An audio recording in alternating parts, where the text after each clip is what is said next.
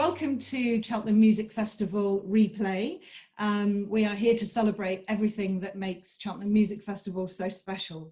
My name is Pip Claridge and I'm the Education Manager for Cheltenham Music Festival. So I look after all the projects and activities that include schools and community outreach at the Music Festival. Talent development is a really key aspect across all our festivals actually, and today I'm with Ben Jones, who I have known for 4 years, and we're going to talk a little bit about talent development at the Music Festival. So Ben, would you like to just introduce yourself and say a little bit about yourself? Yeah, sure. My name's Ben and I'm a tuba player and a recent graduate of the Royal Birmingham Conservatoire. And I've been part of Cheltenham Festival's Musicate project, so that's how I know Pip, and I've been very fortunate to have been on it from the very beginning, so for the last 4 years. Yes, you were a founder Musicate. You joined the project on its inaugural year. Oh yes. Years ago, almost to the day actually. I probably interviewed you almost exactly 4 years ago. Yes. Which is exciting. And you were then in your final year at Birmingham Conservatoire. Yeah, I was, yeah. And so I'm interested to talk to you about how this sort of work has, what sort of impact it's had on your life as a musician, how you got into this, you know, after college. You know, I know obviously about the Musicate element, but there must be other things as well that you've been involved in, that kind of thing. So can you talk a little bit to me about the impact on your life as a musician and getting into this line of work?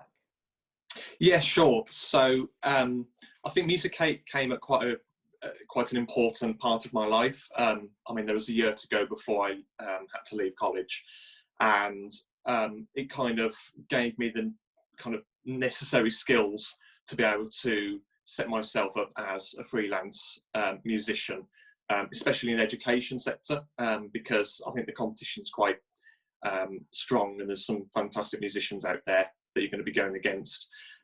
So Musicate was really one of the first things that, as soon as I saw it advertised, I just felt I had to go for it.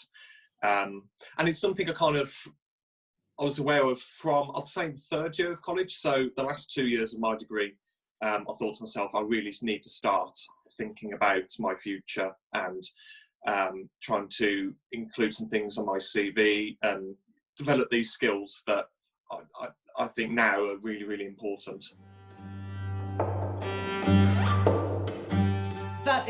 That's really great advice actually, Ben, about the organisational side of things, and something that particularly maybe as a student you don't focus on to that extent, but it is so important, isn't it, in a portfolio career where you're doing teaching and workshops and playing and performing, and you know, you really need to be super organised.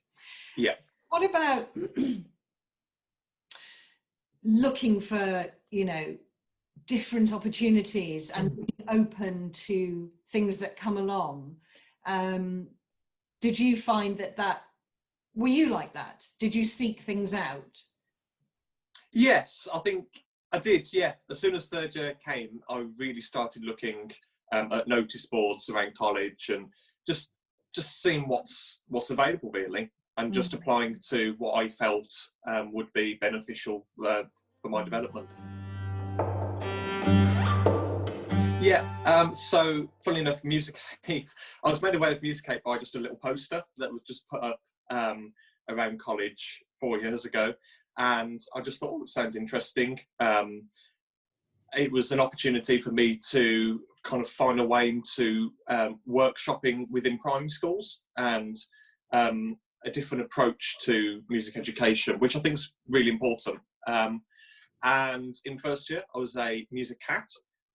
Although we didn't really call them Musicats at the time, no, but yeah, just a musician. I was one of the 6 musicians that took part within Musicate's first year, and it was great because, again, I was paired with a school and I was working alongside two primary school teachers and a whole primary school, for me to try out some music workshop ideas, to be able to refine my education specific skills, to be able to run it. So kind of how to approach, I don't know, reception age children and year 5 children. You know, it's very, very different either way. And that was some valuable experience that has really played an impact in how I now develop my workshops and how I think about what's accessible for younger children and older children, and really making it accessible for the target audience. And then after the first year, because it's only a 1-year programme for Musicats and for the musicians that take part, I was kind of, it was like a bad smell. I kind of stayed around in second year, and I was, again, very fortunate to do some workshops with another Musicat, Nick, and again, we just went around Gloucestershire, and we just did the same workshop at about, I think it was about 6 or 8 different primary schools.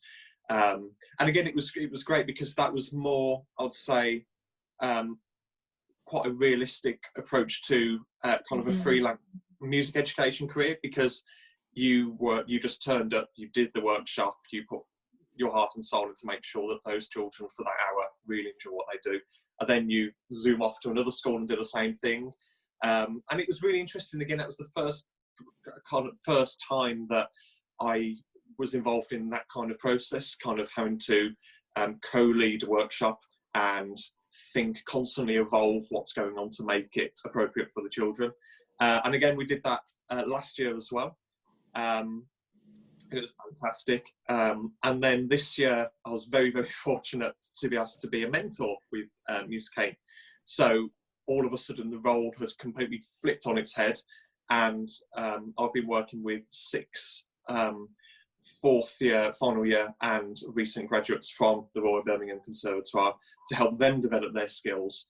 And I think it's been quite nice kind of working with them and be like, I know how it feels, kind of thing. Like, I kind of know kind of the expectations of what they could be feeling just about to leave college or just fresh out of college, and kind of help them develop the skills that I certainly depend on a daily basis when I'm working, and just to try and kind of be a friendly face, to kind of just be like, it'll be okay, and you know, everyone has the capability to be absolutely amazing at the job that they want to do. And I wondered how you know, what your feeling was about the difference for you between being a music cat on the programme and being one of the mentors and working with teachers. Yes, I think having gone from being a Musicat, where I was very focused on developing my skills, to being a mentor, I think my perspective has completely shifted. So it's been really, really nice and actually quite rewarding to be able to not only help the Musicat and develop their skills, but also constantly think about the teacher and the situation they're in. Because you're right, like I find that teachers seem to be slightly scared or slightly apprehensive to have to help co-lead a music workshop, which for me, I think growing up with music, it's something I've never really had the feeling of being scared of doing musical activities. But I can completely understand it is just one of those subjects that's usually just pushed to the side, and teachers normally don't get the chance to develop their skills in this area. So I think as a mentor, it's been really rewarding and quite eye-opening as well, and just of not only my skills and what I can already do and what I can, the knowledge that I can impart to the teachers and the Musicats, but also quite interesting to see how music education is currently seen as one of those subjects that needs like a specialist graduate, kind of someone that's gone to university to be able to kind of do it, whereas actually it doesn't. And I think that's it's nice that the teachers see that at the end of the year when they've gone through the whole Musicate process, that actually they don't need to be like a specialist. They have all of the skills already as a teacher, along with what they've learned over the year, to be able to do it themselves. And I think it's really nice, especially when you get to the end, where you see the teacher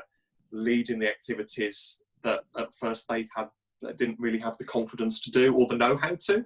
And it's the nicest thing, really, just sitting back as the mentor at the back of the room, getting involved and just watching everything unfold, and both the Musicate and the teacher just working side by side as if they've been doing it for years and years.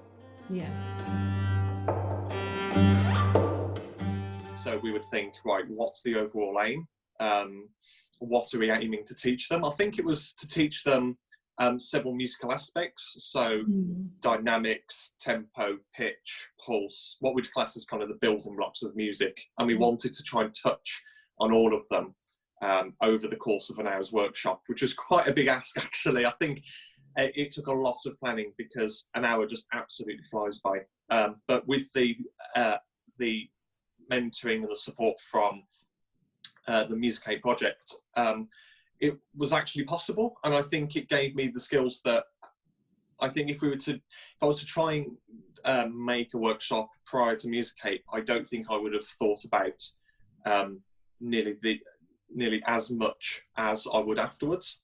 And that again really helped make the workshops very, very successful, run smoothly. And I think there was sometimes teachers would say that I think that the children were learning without knowing it. It was like secret learning. So the children were always having fun, and that was always our aim, to make sure that they are still definitely fun workshops. And everything we did was very hands-on, getting involved. But they came back after the workshop learning all of the key words: dynamics, pitch, pulse, tempo. And again, we didn't labour, you're going to learn this and this. There were no learning objectives and such. It just all happened fluidly. And I think it's something that I now, when I come to do workshops, it's something that I always think about, like, how can we do this secret learning? How can we make it fun and accessible to all? How can we not alienate children from understanding music? You know, it's such a broad subject. I mean, we said that teachers find it scary. I suppose for children, they just love music, and to be able to just teach them a few key skills is fantastic. And you've been involved in a number of concerts over the years, and I wondered for you what difference that had made to you as a musician. I think right from the start, it was obvious that there was going to be a lot of planning and preparation going into these concerts, because, I mean, as musicians, we could quite simply just play music and the kids were like, yeah, that's amazing. But it's more than just that. It's really trying to inspire the young children and everyone in the audience to be like, whoa, that was so cool. Maybe I could play an instrument, or, oh, I want to find out a bit more information about this style of music or this composer. And I think it was very apparent from the offset that that's the whole focus of the concerts. So the whole planning process took, it was months, I think, months of careful planning and slight freedom. I felt that there was no kind of, we had to do something. I mean, we didn't have to do a certain thing. It was very right. This is the aim. This is what we're trying to achieve. And then we'll just bash ideas out. I don't know, we'll make a pirate themed, or do, I think we did, what was it, Battle of Jazz and Classical was one. And we've had baking music cakes and everything. And I think it's really nice to really make the concert that you're involved in your own between the group that you're working. But then, of course, it's really careful planning, watching the energy levels as you're going about, when you're planning the concert, thinking about the styles of music that you want to include, the most suitable piece of music that you think would work, the script, you know, it's just an endless list of just things that you really have to think about at all times to make it as effective and as inspiring as you'd like it to be. And it just means that when you get to the concert and you're running through it a few times, it feels very, very planned, but also very natural. You feel like it's your concert. So yeah, and again, it's one of those things that now, looking back at it, even now in my work, wherever I'm working, I kind of go back to those skills and go back to that process and apply it to the work I do now. And it's completely invaluable because it just means that I'm constantly thinking about, okay, that was good, how could I make it better? Or what would be more suitable? Or, oh, I noticed that, I don't know, the children were jumping out of their seats at one stage. What can I do to just bring the energy levels down?